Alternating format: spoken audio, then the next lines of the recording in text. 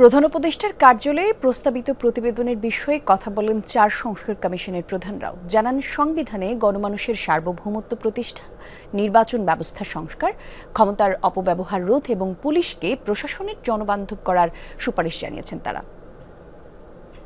আমরা ১৫০টার মতো আমরা সুপারিশ দিয়েছি এবং এগুলোর একটা সুপারিশের এই সুপারিশগুলোর অন্যতম লক্ষ্য ছিল যে নির্বাচন কমিশনের স্বাধীনতা নিশ্চিত করা, তাদেরকে ক্ষমতায়িত করা, একই সাথে তাদেরকে দায়বদ্ধ করা। আমরা কেউ দায়বদ্ধ হতে চাই না, কিন্তু দায়বদ্ধতা অত্যন্ত গুরুত্বপূর্ণ, তাই দায়বদ্ধতার বিধান আমরা অন্তর্ভুক্ত করেছি। আমরা দ্বিকক্ষ বিশিষ্ট পার্লামেন্ট চালু করার জন্য সুপারিশ করেছি। এই দ্বিকক্ষ মিলে যাতে করে সকলের প্রতিনিধিত্ব থাকে, তার জন্য একই সঙ্গে সংখ্যাগরিষ্ঠতার ভিত্তিতে নিম্নকক্ষ কিন্তু সংখ্যানুপাতিক প্রতিনিধিত্বে উচ্চ কক্ষ তৈরি করার জন্য সুপারিশ করেছি।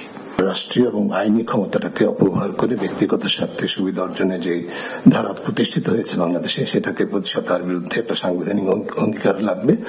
যেটা সুযোগ আমাদের সংবিধানে আছে, ২০ অনুচ্ছেদে এই সম্পর্কিত অনুপার্জিত আয় অবৈধ বিষয়টি ঘোষণা করা আছে। এর সাথে আমরা এই বিষয়টি জোরালোভাবে সংযুক্ত করতে সুপারিশমালা দিয়েছি, তৈরি করেছি। এখানে 3টি ভাগ করেছি। অবিলম্বে বাস্তবায়নযোগ্য এরকম কয়েকটা আমরা আইডেন্টিফাই করেছি। যেমন আপনারা জানেন যে চাকরি প্রার্থী থেকে পুলিশ ভেরিফিকেশন করতে হয়, যেটার ক্ষেত্রে খুব এটা ইজি করা সম্ভব, কারণ এখন ন্যাশনাল আইডি কার্ড হয়েছে।